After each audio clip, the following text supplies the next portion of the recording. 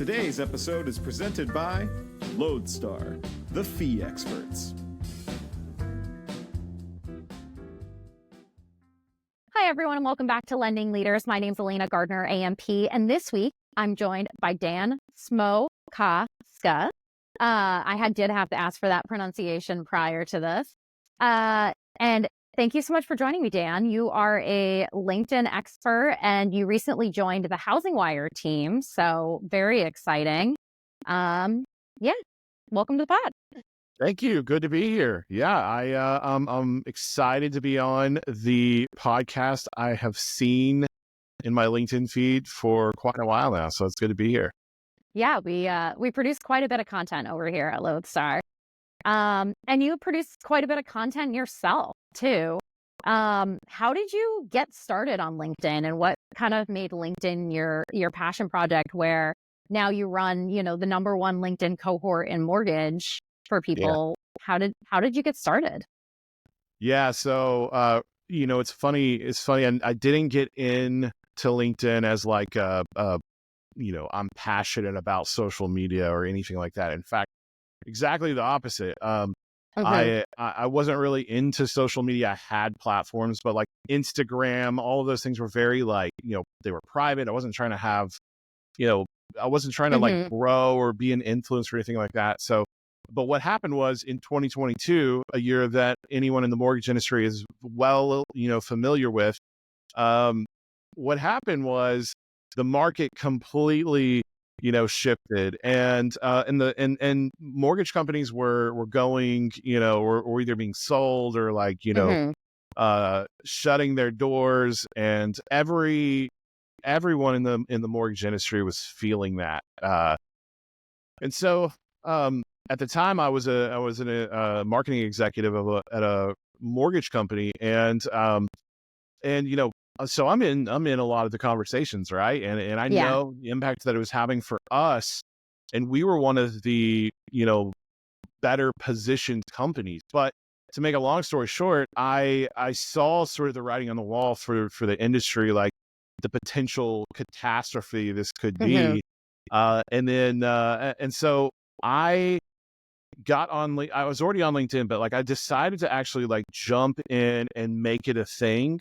To just go all in on it and see what happens, for the sake of it being an insurance policy if I lost my job in some way, right? Yeah. And so I was like, I'm going to just build a personal brand, whatever that means, whatever that looks like. I had no clue, and I'm just going to talk about mortgage marketing. That's what I know. It's an industry I love, and so let me get on there and see how it works, and if this thing could be a really cool platform and do some good. So, fast forward a few years, and boom, we're here, and it's been just an amazing journey. I've learned a lot, and I got so much value out of it, and so many opportunities that came from it, that like I tested stuff, and I tried new things, and so I just learned from like being in the middle of it. And then, the rest is history. But to kind of, go back to the point of the insurance policy, the company I was with sold. They sold at the end of 2022. So then in January 23, I was looking for my next gig. And because of LinkedIn, I was able to just go all in on LinkedIn, and the rest, again, as I say, is history. So. Yeah, and I think it's really interesting to me that you say like I was never a big social media person, because that's exactly the same for me. Is like one day I was like, oh, Thirsty Thursday is a good idea, so like I'll do it, right? And now it feels like such a huge part of my role and what I do within the industry, right? So I have to ask, do you have those like fringe moments where you're like, oh my God, am I an influencer? I think it's, it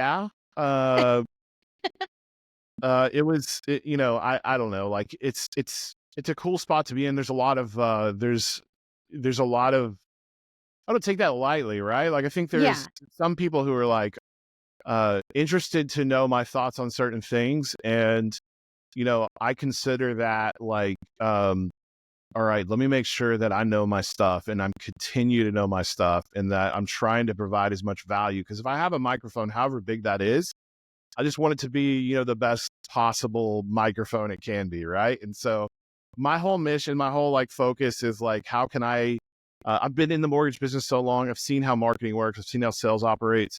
My whole thing is how can the mortgage industry, who's been traditionally behind in so many ways compared to other industries, how can we leapfrog it? How can we be, sort of lead pack instead of the other? So I tell you, it's a funny thing, and but it's been cool. It's been cool. Yeah.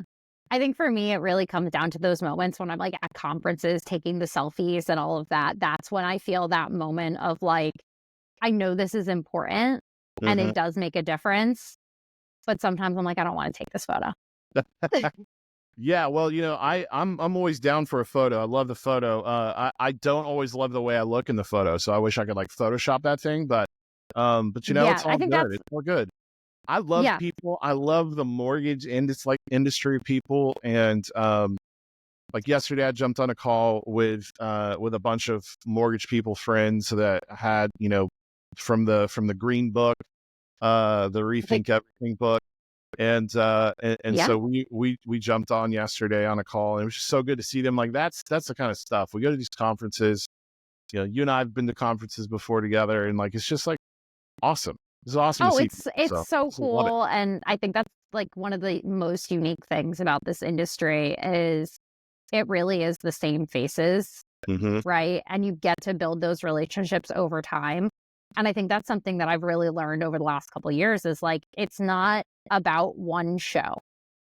It's about continuing to show up, continuing to learn, continuing to listen is huge, right? So I think that's very important. I think that's actually what makes people good thought leaders on LinkedIn is knowing what people want to hear about. For sure. And so one of the things that you do when we were looking through your LinkedIn is you do ghostwriting services. So I wanted to ask you this is how many CEOs or executive leaders on LinkedIn are actually, a Dan, right? Yeah. It's one of my services that I provide for marketing as well. So on my consulting company. So I have some semblance of an idea of the answer. But what have you kind of seen and how much of a hand do CEOs have in creating their content? So this is a good question. So there are, when I say there are so many C-suite people who are ghostwriting, it's that is true. But let me not take away from the people who are doing their own content. Yeah. Because there are a lot, and but I've seen really two different kinds of executives doing the ghost writing services. So when we say ghost writing, for anybody who doesn't know what it means, it just means that somebody's writing on their behalf as them. So you think it's them, but it's actually somebody else. I've seen two sides of that. The first side is the executive who has a very skilled writer who partners with them, captures their words and thoughts, and then just turns that into content on their behalf. And so that's my absolute favorite kind, because ultimately it's not the ghostwriter coming up with all the stuff. It's just taking the ideas, because you got to think, this, but the executive has very little time. And if they want to position themselves well on LinkedIn, that might be their only choice, because they're too busy running a company. The other side of things is the more usually the more affordable side, and it's let me hire somebody who's a social media person to go out there and just do all of it for me, and then that person comes up with the ideas, up with the content, and it doesn't sound like the person, and maybe replying in the comments or in the DMs, and you're like, this doesn't sound like this person. That one would not be a recommendation on my side, but to each his own. But yeah, I mean, newsflash, I think honestly, for sure. Yeah, and I think too, I think the first one you described, I almost feel is is the way to do ghostwriting if you're going to do it as a leader. And then like, to me, if you're going to do the second one, I'm like, just don't spend the money. Like, just don't do it. Right. Because like you've lost a lot of the value and the knowledge that you have to share. And I know like personally for me, I hate writing. Like the reason I do video content is like, it's just not for me. And so to have someone to be able to assist with like things like, I'll be honest, I have multiple articles that are out there in Progress and Lending and all in National Mortgage News and all this stuff. And we worked very closely together. I tweaked things, I changed things along the way, but I didn't write an essay because that would actually kill me, I think, inside. And like, I think that's, to me, is really where you want to go with it. Yeah. And at this point, like for anybody who's sitting there like, oh, these executives are now using ghostwriters and maybe they didn't know that. Again, not all of them. Like at this point, the ChatGPT's probably writing all of their stuff, right? Like not everybody on it. So nobody at this point is, is perfectly doing their own stuff anymore. It's just it's just a smart way to do things, right? It's like utilizing the tools that are there and the experts that are there so that you can save the time, which is also extremely valuable. So it's just like, it's the opportunity cost. Which one are you sacrificing? Which one are you paying? So absolutely. I totally agree with that. Well, as we wrap up here today, I get to ask you my favorite question, which is a lodestar is a guiding light in the night sky. And so I want to ask you, who or what is your lodestar in life? My guiding light, I'll say for business, since we've been talking about business, it really is that focus of how can I help move the mortgage industry forward. So it's like what can I do to help the people that are in this industry be able to be more successful, to have better marketing or sales processes or whatever. Like, how can I put my stamp on this industry in a positive big way? And so that's, I'm trying to think big through that. I'm trying to think of how I can help the most people in this industry that I love.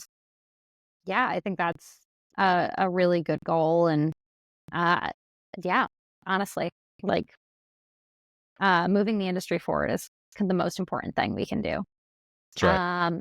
And so as we wrap up here today, Dan, if for some reason someone isn't following you, where can people find you? LinkedIn would be the easiest and best spot. It's Dan Smokoska, not an easy spelling, but you'll see it down at the bottom of the screen. Find me on there. I would love, this is what I tell everybody, is if you see me on a podcast or you see me in, whatever context, like DM me. I respond to all of the DMs. DM me, let me know where you saw me so I can be like, thank you, first of all, for watching. And then if there's anything I can help with, questions, whatnot, if you're interested about LinkedIn, but just don't know where to start, like, ask me some questions. I'm happy to point you in the right direction. Yeah. No, that's great. You have great LinkedIn tips, and you should absolutely, if you're interested at all in the platform of LinkedIn, you should be following Dan. So, well, thank you guys all so much for watching, and we'll see you next week as we close out 2025 or 2024. God, it's 2024 still. With our CEO and CTO, Jim and Dave, and give you an update on where Lodestar is headed in the new year. So, thank you so much, Dan, and we'll see you all next week.